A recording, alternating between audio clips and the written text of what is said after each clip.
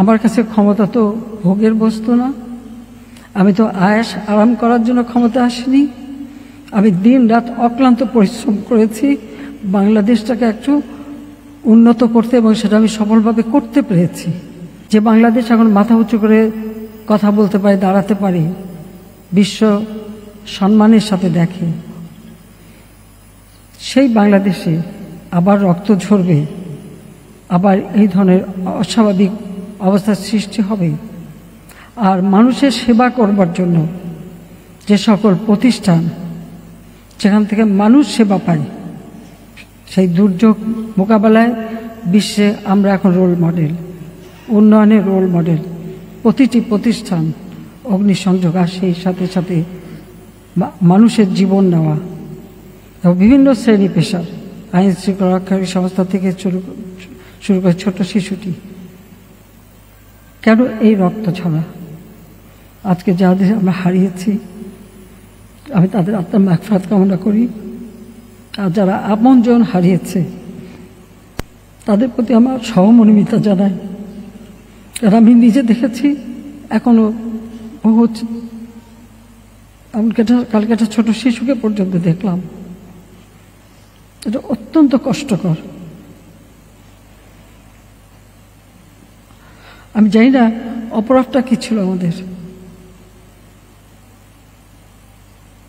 যে ইস্যুটা নেই সেটা নিয়েই আন্দোলনের নামে এই ধ্বংসাত্মক কার্যকলাপগুলি, দেশের অর্জনকে নষ্ট করা,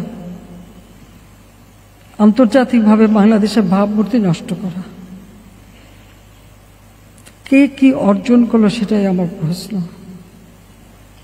আমার কাছে ক্ষমতা তো ভোগের বস্তু না। আমি তো আয়েশ আরাম করার জন্য ক্ষমতা আসিনি।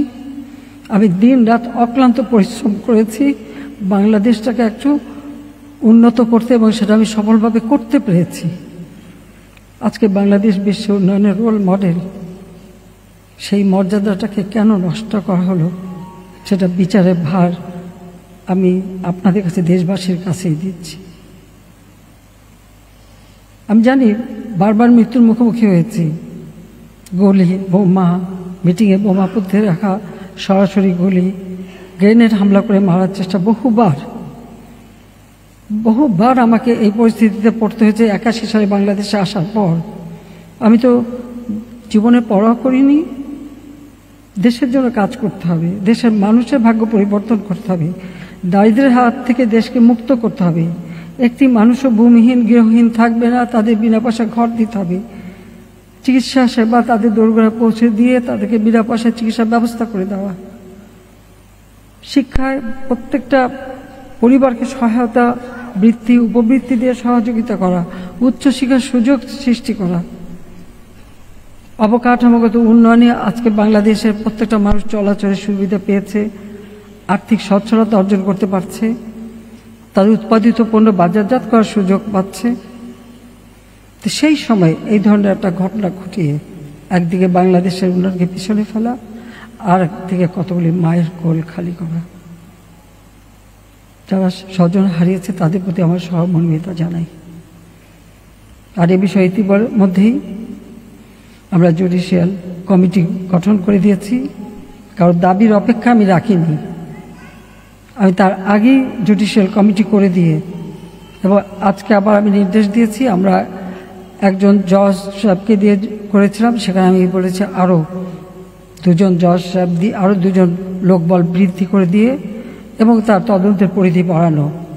সেই সঙ্গে আমরা জাতিসংঘের কাছে আবেদন করেছি যে আমরা আন্তর্জাতিকভাবে বিভিন্ন সংস্থা আছে, বিশেষ করে বিদেশে, তাদের কাছে আমরা সহযোগিতা চাই যে এই ঘটনার যথাযথ সুষ্ঠু তদন্ত, এবং যারা এর সঙ্গে দোষী তাদের সাজার ব্যবস্থা।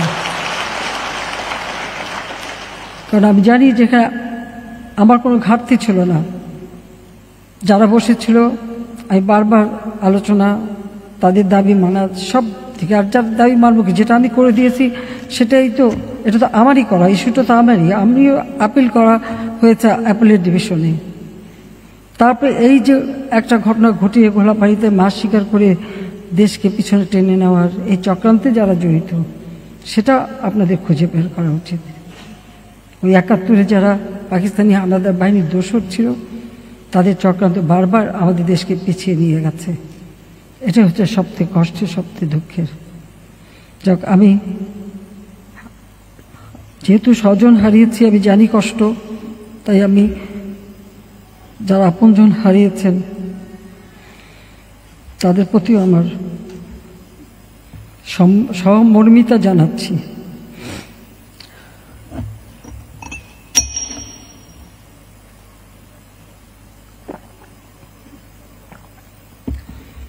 কোনো স্থাপনা ধ্বংস করেছে, স্থাপনা যেগুলি ধ্বংস করেছে সেগুলি তো পুনর্গঠন করা যাবে, কিন্তু যে প্রাণগুলি ঝরে গেল সেগুলি তো আমরা ফিরে পাবো না।